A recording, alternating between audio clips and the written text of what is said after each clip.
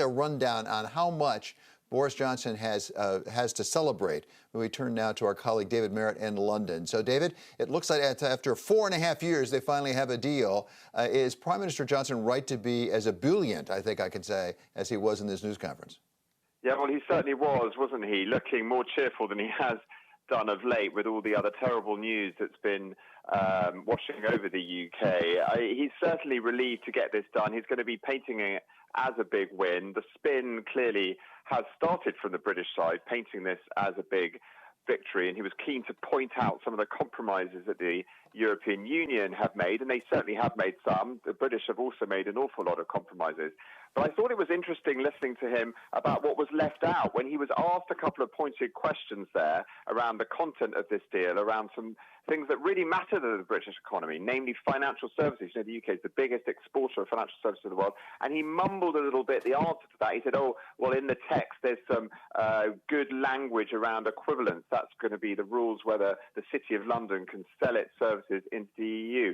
Just some good language, no commitment there to what the arrangements might be. And the reports are that, in fact, the can on financial services being kicked further down the road. This deal isn't actually an agreement on that. So that in no way is going to be seen as a victory, certainly not in the City of London. So that's just one example there. There's a lot of detail still to come out. And while Mr. Johnson may well spin this as a great triumph, and it certainly is a victory personally for him to get this big trade deal done just in the nick of time, I think we're going to see a lot more issues come out in the coming days when we get the text of this thing, perhaps later this evening.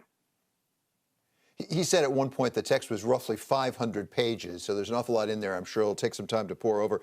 Do we have a sense, David, of what will change on January 1, assuming this is ratified by Parliament as well as by the EU? What will change as of January 1? Well, again, it depends who you talk to on this. Mr. Johnson there at the beginning of his comments trumpeted that this is a no-tariff, no-quota agreement, and he also said there'll be no non-tariff barriers to trade. He was picked up on that by someone else who said, no, the Europeans are saying everything will change. It's not like being inside the single market. What does that mean? It means there will be paperwork for companies to complete if they're sending goods over the border. And we know that what that means is actually a lot of delays at ports like Dover. And we saw just this week what that means. It means backed up trucks up the highway going into Dover and chaos and delays for trade. So that is what companies are worried about. The truth is that no one really knows. We're so close now to the end of the transition period. Businesses are still not really aware of what forms they need to do. They weren't sure whether there was going to be a no-deal Brexit at that point, and they're not quite sure what the rules they're going to have to follow now are. Mr. Johnson in the press conference said, well, everyone needs to go onto the government website to check. But, you know, it's Christmas Day tomorrow, and then companies have only got a week. So I'm afraid to say we do expect there's going to be some disruption at the ports, at the borders. Only a week for all the British companies to get used to these new arrangements. They're sending goods abroad. And Mr. Johnson can try to dodge that and say there's nothing but it. As I say, he was picked up on that and had to slightly row back his comments. We know that he sometimes says a few things that might not actually stand up in fact. And again, he's going to have to be a little bit careful about promising no disruption, and we'll have to see what actually happens next Friday night.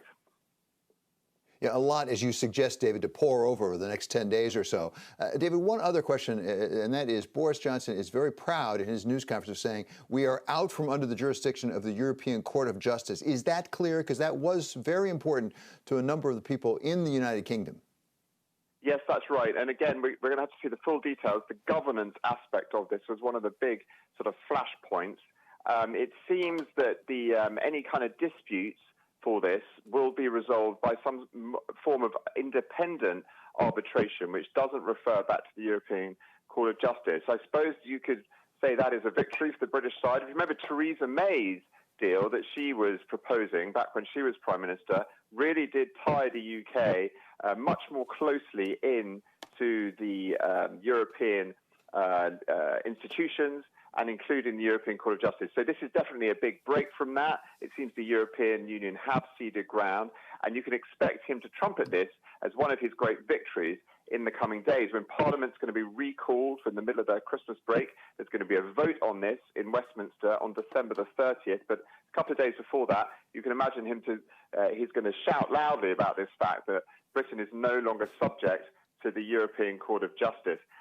But of course, in trade agreements, there's always a little bit of ceding of authority. And, of course, the European Court of Justice has a role to play in setting European law. So it's not as clear-cut as that, but no, definitely a big change, and one of the reasons why Mr. Johnson is looking so pleased today, I think.